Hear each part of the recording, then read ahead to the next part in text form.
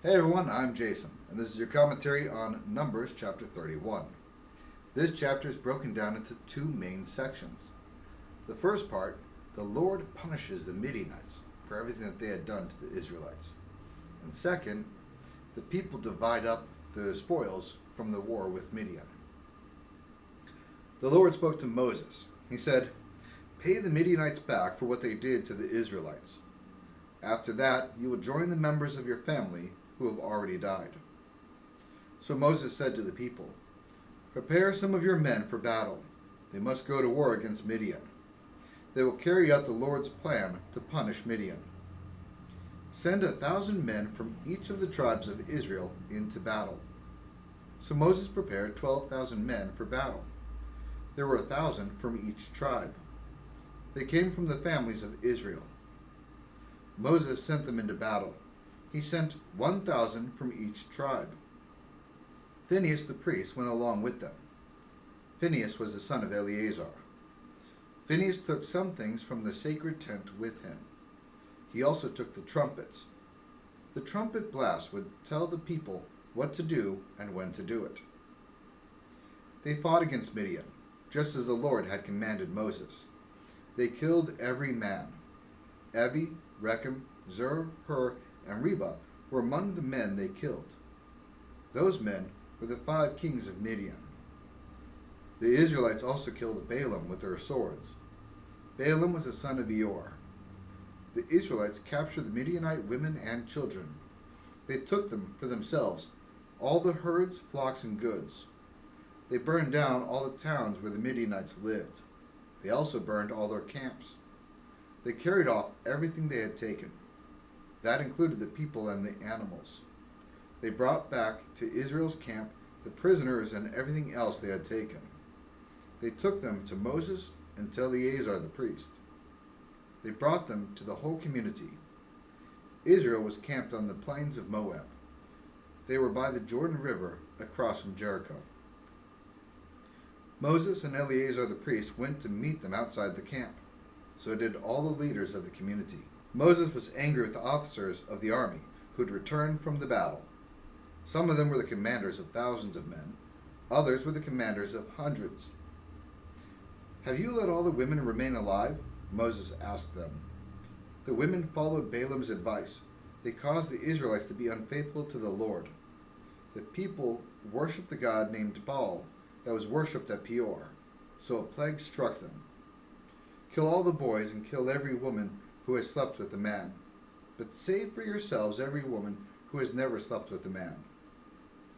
Anyone who has killed a person must stay outside the camp for 7 days. And anyone who has touched a person who was killed must do the same thing. On the 3rd and 7th days you must make yourselves pure. You must also make your prisoners pure. Make all your clothes pure and clean. Everything made out of leather, goat hair, or wood must be made pure and clean." Then Eleazar the priest spoke to the soldiers who had gone into battle. He said, "Here is what the law the Lord gave Moses requires. All your gold, silver, bronze, iron, tin, and lead must be put through fire. So must everything else that doesn't burn up. Then those things will be clean. But they must also be made pure with a special water. In fact, everything that won't burn up must be put through that water. On the 7th day, wash your clothes, and you will be clean. Then you can come into the camp." This can be a hard passage for people to understand, because God tells the Israelites to wipe out an entire people group. He lets the young girls stay alive, but the men were all killed, and God commands them to kill the women and the boys as well. So how can a loving God say to do these type of things? It's not an easy thing to understand. But if we look back at Numbers chapter 25, we see these Midianite women interacting with the Israelite men, and it caused them to fall into sin, and it caused a plague to spread through. And 24,000 of the Israelites were killed by the plague brought on by their interactions with these Midianite women. 24,000. That's twice the number of soldiers that fought against the Midianites. so twice as many of them died, not by war, but by the plague because of falling into sin with the Midianite women. Likewise, the boys. Why would God say to kill the boys? Well, we see time and again in the Bible where if someone was left alive, they would rise up later on and seek vengeance against those who had killed their people. This actually happens quite often against Israel when they allow someone to live, that the men grow up, the boys grow into men, and they come back and actually devastate the Israelites later on. There's another problem here, and it can actually be found back in the video on Leviticus chapter 18. This is not a video for me to go into much detail into it, but the sins of the Midianite people were so grotesque that I can't even go through all of them right here. But one thing that was incredibly grotesque, and not the least grotesque thing, was the offering of child sacrifices on bronze hands over a fire. This was one of the things that they were doing, and this is what God was fighting against. He said, do not let them live. Do not let their sins continue. Do not let their false gods or their evil practices continue. Wipe them out completely. It seems severe, but sin is severe, and God had to deal with it quickly and completely from the beginning. The Lord spoke to Moses. He said, here's what you and Eleazar the priest and the family leaders of the community must do. You must count all the people and animals you captured. Divide up some of what you took with the soldiers who fought in the battle. Divide up the rest with the others in the community. Set apart a gift for me. Take something from the soldiers who fought in the battle. Set apart one out of every 500 people, cattle, donkeys, or sheep. Take my gift from the soldiers' half. Give it to Eleazar the priest. It is my share. Also, take something from the half that belongs to the Israelites. Choose one out of every 50 people, cattle, donkeys, sheep, or other animals. Give them to the Levites. They are responsible for taking care of my holy tent. So Moses and Eleazar the priest did just as the Lord had commanded Moses. What the soldiers took included 675,000 sheep. There were also 72,000 cattle and 61,000 donkeys, and there were 32,000 women who had never slept with a man. Here is the half that belonged to those who had fought in the battle. There were 337,500 sheep. From among them, the Lord's gift was 675.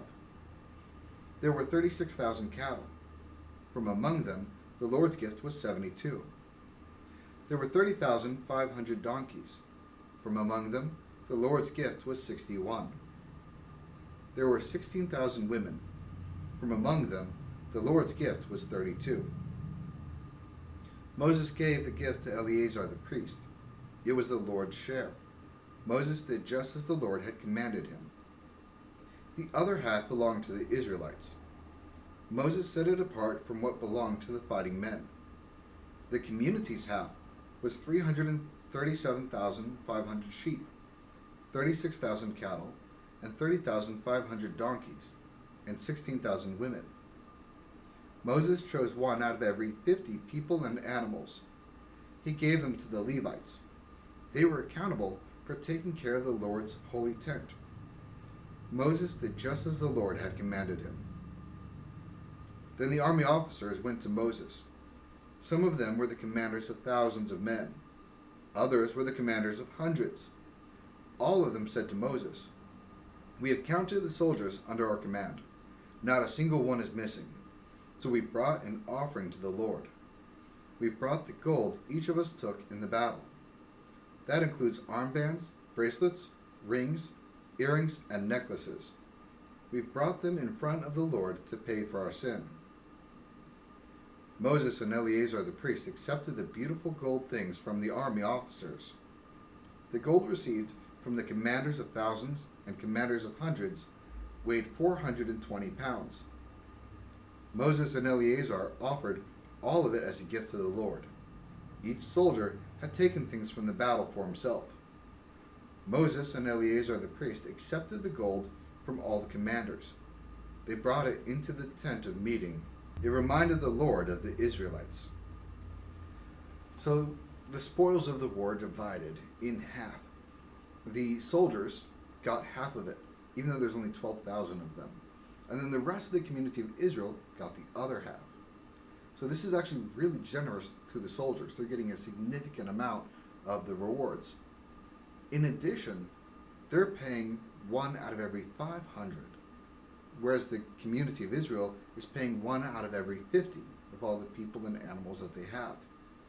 So the community is paying a larger amount.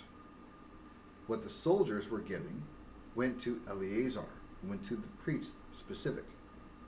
What the community of Israel was giving was going to the Levites. Remember, the priests are a subset of the Levites, so there's significantly more Levites, and that's why a larger amount went to them instead of just to the priests.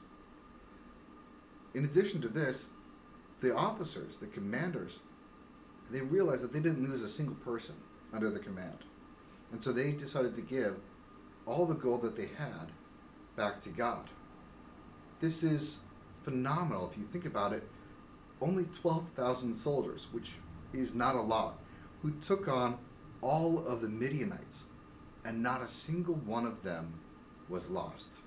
Well, that's it for our commentary on Numbers chapter 31. Thank you so much for joining me, and I'll see you guys next time.